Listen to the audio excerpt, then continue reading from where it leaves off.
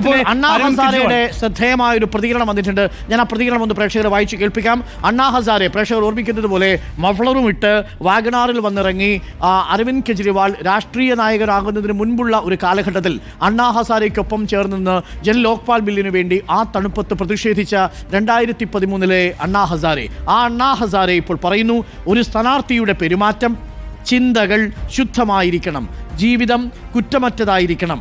ഞാനിത് അരവിന്ദ് കെജ്രിവാളിനോട് പറഞ്ഞിരുന്നു, പക്ഷേ അദ്ദേഹം അത് ശ്രദ്ധിച്ചില്ല. പണത്തിൻ്റെ ശക്തി അദ്ദേഹത്തെ കീഴടക്കി. ഇതാണ് അണ്ണാ ഹസാരെ പറഞ്ഞിരിക്കുന്നത്. അരവിന്ദ് കെജ്രിവാളിനെ അവതരിപ്പിച്ചതാരോ ആ വ്യക്തി തന്നെ. ഇത് കുറെ കാലമേ അണ്ണാ ഹസാരെ പറയുന്നുണ്ട്. അരവിന്ദ് കെജ്രിവാളിൽ നിന്നൊക്കെ അകലം പാലിച്ചാണ് അദ്ദേഹം ഒരു 2015 കാലഘട്ടം മുതലേ നിൽക്കുന്നതെന്നുള്ളത് നമ്മൾ ഓർക്കണം. അണ്ണാ ഹസാരെയുടെ ക്യാമ്പയിൻ പിന്നീട് ആർക്കാണ് ഗുണകരമായത്? അത് ആം ആദ്മി പാർട്ടിക്ക് ഗുണകരമായി. പക്ഷേ അണ്ണാ ഹസാരെ ആർക്ക് ഗുണകരമായി എന്നുള്ളൊരു വലിയ പൊളിറ്റിക്കൽ ക്വസ്റ്റ്യൻ ഉണ്ട്. ഇപ്പോൾ കൃത്യസമയത്താണ് അണ്ണാ ഹസാരെ അടിച്ചിരിക്കുന്നത്. അരവിന്ദ് കെജ്രിവാൾ ജയിക്കാൻ വേണ്ടി കഷ്ടപ്പെടുമ്പോൾ അത് അണ്ണാ ഹസാരെയുടെ വക ഒരു അടിയും കൂടി കിട്ടിയിരിക്കുന്നു.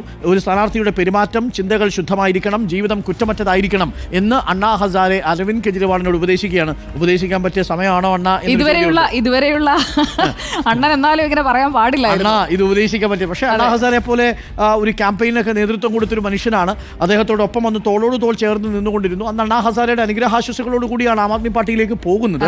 പക്ഷെ പിന്നീട് അണ്ണാ ഹസാരെ ആ ക്യാമ്പയിനിൽ നിന്ന് മാറി എന്നുള്ളതാണ്. അണ്ണാ ഹസാരെ അധികാര രാഷ്ട്രീയത്തിനെതിരായിരുന്നു. ലോക്പാൽ എന്ന് പറയുന്ന ഒരു സംവിധാനം വരണമെന്നതായിരുന്നു അണ്ണാ ഹസാരെ ആഗ്രഹിച്ചത്. പക്ഷേ അരവിന്ദ് കെജ്രിവാൾ പാർലമെന്ററി പൊളിറ്റിക്സിലേക്ക് ആ ഒരു സംവിധാനത്തിനായി രൂപീകരിച്ച ആ ഒരു മൊത്തം ആളുകളെയും ഒരു പാർട്ടിയാക്കി കൺവേർട്ട് ചെയ്തതോടെ അണ്ണാ ഹസാരെ അതിൽ നിന്ന് വിട്ടുപോവുകയായിരുന്നു. ഇപ്പോൾ അണ്ണാ ഹസാരെ കെജ്രിവാളിന് എവിടെയാണ് തെറ്റിയതെന്ന് പറയുന്നു.